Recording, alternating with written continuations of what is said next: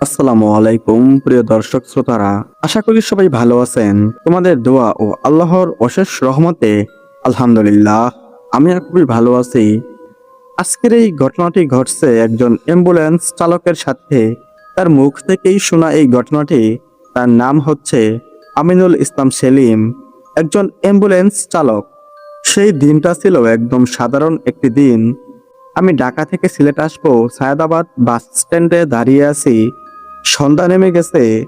দাঁড়িয়ে থাকা অবস্থায় ঠিক তখনই একটা অ্যাম্বুলেন্স এসে থামে আমার সামনে। ড্রাইভার সিগারেট ধরিয়ে চুপচাপ বসে আছে। কেন জানি না, লোকটার চেহারা দেখে আমার কৌতূহল হলো। চোখে এক ধরনের ক্লান্তি আর ভিতরে লুকানো ভয়। আমি এগিয়ে গিয়ে জিজ্ঞেস করলাম, ভাই, আপনি কি অনেক দিন ধরে অ্যাম্বুলেন্স চালান? লোকটা একটু তাকিয়ে হালকা হাসলো, তারপর বলল, প্রায় 12 বছর হবে। আমি বললাম, তাহলে তো অনেক ঘটনাই দেখছেন আপনি। আপনি তো অনেক দিন ধরে লাশ নিয়ে এরকম জায়গায় যান। কখনো কি কোনো ভৌতিক ঘটনা ঘটেনি আপনার সাথে? সে কিছুক্ষণ চুপ করে থাকলো, তারপর বলল, একটা ঘটনা আছে যেটা আমি আজও ভুলতে পারিনি। আমি বললাম, আপনার কি সময় হবে? সে বলল, হবে।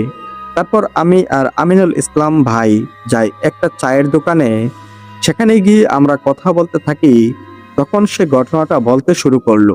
এই ঘটনাটা প্রায় 3 বছর আগের শীতের রাত, ডিসেম্বর মাস। সেদিন রাত প্রায় 10টার দিকে আমাকে ফোন দেওয়া হয় ঢাকা মেডিকেল থেকে। একটা লাশ নিতে হবে মর্গ থেকে, ময়মনসিংহ ভালুকা পৌঁছে দিতে হবে সে ব্যক্তির গ্রামের বাড়িতে। আমি তখন জিজ্ঞেস করলাম, এটা তো আপনার নিয়মিত কাজ, তাই না? সে মাথা নেড়ে বলল, হ্যাঁ, কিন্তু এই রাতটা ছিল আলাদা। সে বলতে শুরু করলো, আমি যখন মর্গে পৌঁছাই তখন রাত প্রায় 11টা। চারপাশ একদম নিস্তব্ধ। মর্গের সামনে একটি বাতি টিম টিম করে জ্বলছিল। ভিতরে ঢুকতে একটা ঠান্ডা বাতাস গায়ে লাগে, যেন হঠাৎ করে তাপমাত্রা কয়েক ডিগ্রি নেমে গেছে। একজন ওয়ার্ড বয় আমাকে বলল, ভাই, এই লাশটাকে নিয়ে যেতে হবে। আমি স্ট্রেচারের দিকে তাকালাম। সাদা কাপড়ে মোড়ানো একটা লাশ, কিন্তু কিরকম জানি মনে হইতেছিল। আমি জিজ্ঞেস করলাম, কিভাবে মারা গেছে?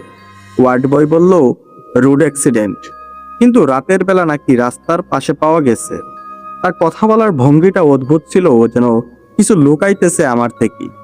তখন আর কথা না বাড়িয়ে লাশটাকে অ্যাম্বুলেন্সে তোলা হলো। আমি ড্রাইভিং সিটে বসলাম। ঘড়িতে তখন রাত 11টা 30 মিনিট। শহরের রাস্তা মানে ঝঞ্ঝাট। শহর পেরিয়ে গ্রামের দিকে যেতে রাস্তা প্রায় ফাঁকা, চারপাশে কুয়াশা। আমি ধীরে ধীরে গাড়ি চালাচ্ছিলাম, কিন্তু কিছুক্ষণ পর একটা অদ্ভুত ব্যাপার খেয়াল করলাম। গাড়ির পেছনের থেকে একটা শব্দ আসতেছিল, ঠক ঠক ঠক ঠক। আমি ভাবলাম হয়তো রাস্তার ঝাঁকুনিতে কিছু নড়ছে, কিন্তু শব্দটা নিয়মিত হচ্ছিল, যেন কেউ ভিতর থেকে ধাক্কা দিচ্ছে দরজার মধ্যে। আমি ভয় পেয়ে গেলাম, কিন্তু নিজেকে বোঝালাম, না, এটা সম্ভব না। লাশ তো আর নড়তে পারে না। হঠাৎ করে আমি আয়নার দিকে তাকালাম, আর যা দেখলাম তা আমি কোনোদিন ভুলতে পারবো না। সাদা কাপড়ে মোড়ানো লাশটা বসে আছে। আমি সাথে সাথে গাড়ি থামালাম, পেছনে গিয়ে দরজা খুললাম। সব কিছু ঠিকঠাক ছিল। লাশ আগের মতোই পড়ে আছে, সাদা কাপড়ে মোড়ানো। আমি নিজেকে বললাম, আমি হয়তো ভুল দেখেছি। গাড়িতে উঠে আবারও চালানো শুরু করলাম, কিন্তু এবার গাড়ির ভিতরে একটা ঠান্ডা বাতাস অনুভূতি হইতেছিল। এসি বন্ধ, তবুও হাড় কাঁপানো ঠান্ডা। আর তখনই আমি শুনতে পেলাম কারো শ্বাস নেওয়ার শব্দ। আমি নিশ্চিত ছিলাম গাড়িতে আমি একাই আছি, কিন্তু সেই শব্দ একদম স্পষ্ট, হু হু হু মা। আমি ধীরে ধীরে মাথা ঘুরিয়ে পেছনে তাকালাম, আর তখন আমি দেখলাম সাদা কাপড়ের নিচে থেকে লাশটা উঠে বসে আছে আবারও। আমি তখন বুঝে গেছি কিছু একটা ঠিক নেই। গাড়ি চলছিল, কিন্তু আমার হাত কাঁপতেছিল। আমি সাহস করে আবারও আয়নার দিকে তাকালাম। এবার আমার বুকের ভেতরটা থেমে গেল। সাদা কাপড়ে মোড়ানো লাশটা সিটের মধ্যে নেই। আমি ভেগ চাপলাম জোরে। গাড়ি রাস্তার পাশে থেমে গেল। আমার শরীর ঘামে ভিজে গেছে, কিন্তু ঠান্ডায় দাঁত কাঁপতেছে। আমি ধীরে ধীরে পেছনের দরজার দিকে গেলাম। মনে হইতেছিল যদি দরজা খুলে দেখি আমি হয়তো বাঁচবো না। তবুও সাহস করে দরজা খুললাম। দরজা খুলে দেখি আশ্চর্যের বিষয়, সব আগের মতোই। লাশটা চুপচাপ পড়ে আছে, সাদা কাপড় ঠিকঠাক দেওয়া। আমি হতভম্ব হয়ে গেলাম। আমি নিজেকে বললাম, আমি কি পাগল হয়ে যাচ্ছি? আমি আবারও গাড়ি চালানো শুরু করলাম। এবার রাস্তা আরো নির্জন, চারপাশে গাছ, কুয়াশা আরো ঘন, মোবাইল নেটওয়ার্ক নেই। হঠাৎ করে গাড়ির হেডলাইট কয়েক সেকেন্ডের জন্য বন্ধ হয়ে গেল। পুরোপুরি অন্ধকার। সেই কয়েক সেকেন্ড আমার জীবনের সবচেয়ে ভয়ঙ্কর সময়। হেডলাইট বন্ধ হওয়ার আগ মুহূর্তে আমি সামনের রাস্তায় একজন মানুষকে দাঁড়িয়ে থাকতে দেখলাম। সে একদম স্থির, সাদা কাপড় পরনে, ঠিক সেই লাশটার মতো। হেডলাইট আবারও জ্বলে উঠলো, কিন্তু সামনে কেউ নেই। কিন্তু আমি দেখলাম আমার ডান পাশে নিচে দাঁড়ানো সেই সাদা কাপড়ে মোড়ানো লাশটা। আমি তখন প্রায় কান্নার মতো অবস্থায়। মনে হচ্ছিল আমি আর এই যাত্রা শেষ করতে পারবো না। আমি তখন চোখ বন্ধ করে সূরা পড়তে লাগলাম। হঠাৎ করে চেয়ে দেখি সবকিছু স্বাভাবিক। তারপর আবারও গাড়ি চালানো শুরু করলাম। কিছু দূর যাওয়ার পর হঠাৎ পেছন থেকে একটা কণ্ঠ শুনলাম, আমাকে নামাও। আমি স্টিয়ারিং শক্ত করে ধরে আছি। আমি জানি পেছনে তাকানো যাবে না। আমি চোখ বন্ধ করে শুধু আল্লাহর নাম নিতে লাগলাম। কিছুক্ষণ পর সব শব্দ থেমে গেল। অবশেষে আমি ভালুকায় মৃত লোকটির গ্রামের বাড়িতে পৌঁছে গেলাম। লোকজন আগে থেকে অপেক্ষা করছিল। তারা এসে লাশ নামালো। একজন বৃদ্ধ লোক আমার কাছে এসে বলল, অনেক কষ্ট হয়েছে তোমার, তাই না?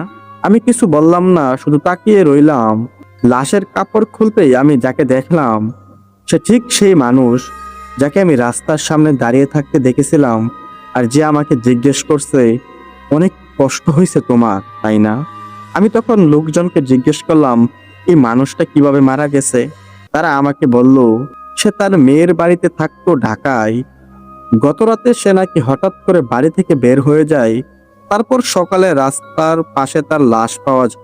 লাশ দেখে সবাই বলল গাড়ির চাপা দিয়ে গেছে, রোড অ্যাক্সিডেন্ট। তারপর আমি আমার পাওনা টাকা নিয়ে ঢাকায় ফিরে আসি। ঘটনাটি এই পর্যন্তই ছিল। ড্রাইভার তখন চুপ হয়ে গেল, তার চোখে ভয় এখনো স্পষ্ট। সে ধীরে বলল, এরপর থেকে আমার সাথে কখনো এরকম ঘটনা ঘটেনি। রাতে লাশ নিয়ে যাওয়ার সময় তারপর ওনাকে ওনার নাম জিজ্ঞেস করলাম। ওনার নাম বললেন অ্যাম্বুলেন্স চালক আমিনুল ইসলাম সেলিম। তারপর চায়ের বিল দিয়ে তাকে বিদায় দিয়ে চলে আসি। প্রিয় দর্শক শ্রোতারা, এই ছিল আজকের সেই ভয়ঙ্কর অভিজ্ঞতা। আপনি কি বিশ্বাস করেন মৃত মানুষ কখনো কখনো ফিরে আসতে পারে, নাকি এর পেছনে অন্য কোনো রহস্য লুকিয়ে আছে?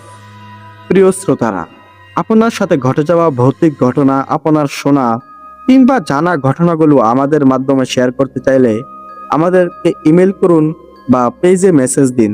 আমাদের official email address pin comment ও ডিসক্রিপশন বক্সে দেওয়া আছে। এই ঘটনাটি সম্পর্কে আপনার মতামত আমাদের সঙ্গে শেয়ার করুন কমেন্টে। আর যদি এই ঘটনাটি ভালো লাগে থাকে তাহলে অবশ্যই লাইক দিন। আপনাদের মতো দর্শকদের জন্যই আমরা এমন ভৌতিক সত্য ঘটনাগুলো নিয়ে আসি প্রতিনিয়ত। সাবস্ক্রাইব করে পাশে থাকুন আর নোটিফিকেশন অন করে দিন। নতুন ভিডিও এলেই জানিয়ে দিব আপনাকে। আজ ফিরছি, তবে হ্যাঁ, খুব শিগগিরই আসছি নতুন ভৌতিক সত্য ঘটনা নিয়ে। ততক্ষণ পর্যন্ত ভালো থাকুন, সুস্থ থাকুন, একে অন্যের খেয়াল রাখুন। আসসালামু আলাইকুম।